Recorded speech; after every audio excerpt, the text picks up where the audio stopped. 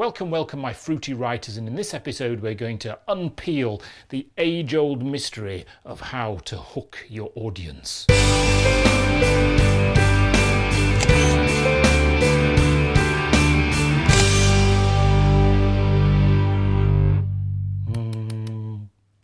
Please show your support for this channel by liking and subscribing and sharing this video.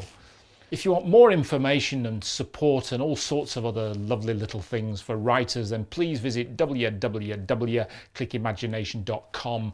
Thou shalt follow the link thusly. Okay, so before we get into the detail, let's start with the very basics. This is a movie screen, kind of, traditionally made of woven fabric or silk. The term silver screen comes from the use of aluminium as a reflector. It's flat, lifeless, and pretty boring. But when a moving image is reflected on that screen, the filmmakers are asking us, the audience, to watch that same boring surface for 2 hours. We know the car chasers aren't real. We know the monsters aren't real. We even know that the lovers don't really love each other.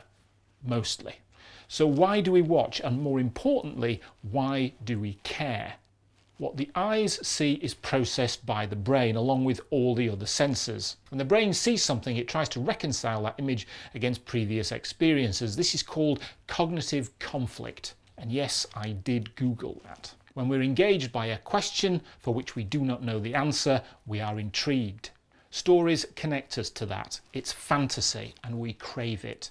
Stories allow us to wear another person's life and experience the choices that they have to make without the pain of having to experience them firsthand. When I see Taken, it's my daughter that's kidnapped. When I watch The Matrix, I believe the world is a machine and I have to do what I can to test myself against those rules. In Saw, I'm the one with literally the key to my life in somebody else's head.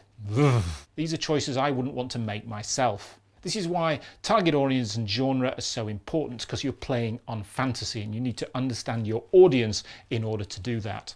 Is it really a mystery why James Bond has lasted 5 decades?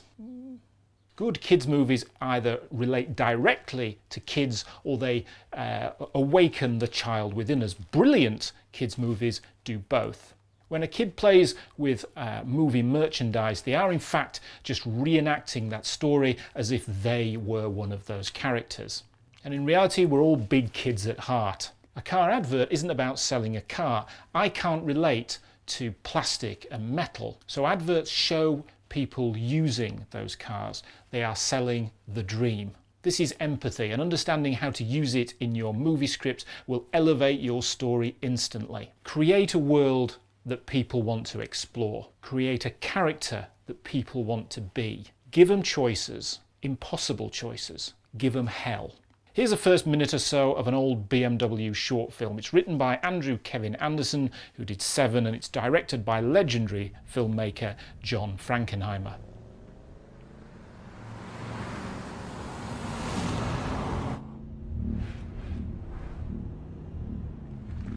Who are they? I don't know.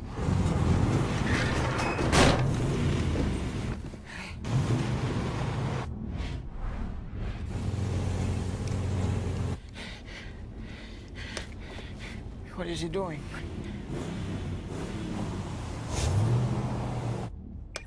Listen carefully.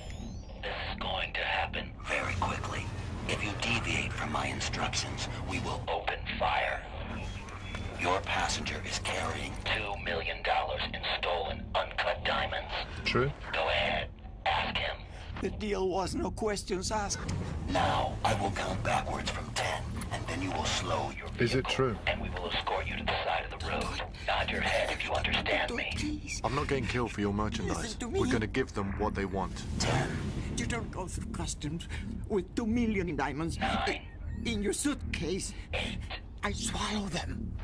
7, The diamonds are inside of me. 6, They will cut me wide open. 5, Please, 4, don't stop. 3, If you stop, you might as well kill me yourself. 1. Please. Slow down. No, oh, no. Slow down. Now. Buckle up. you hooked because of the driving? Because of the gunshots? Because of the fantastic scenery? No? Why? Because that's all so incredibly visual. Now let's rewind the tape. Knowing what we know about target audience and genre, that's not really Clive Owen sitting in the driver's seat. There is a huge choice to be made here.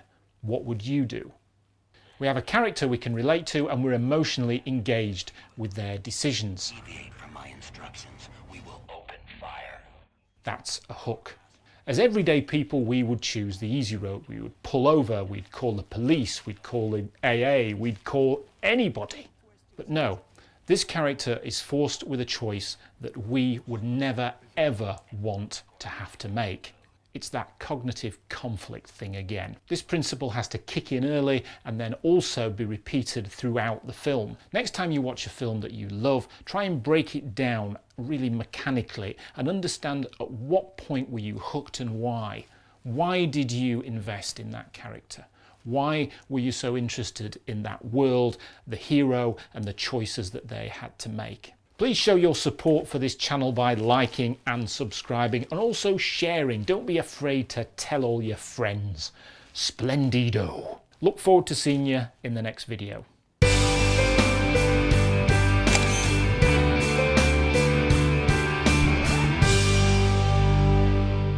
I'm not really sure that's going to work, but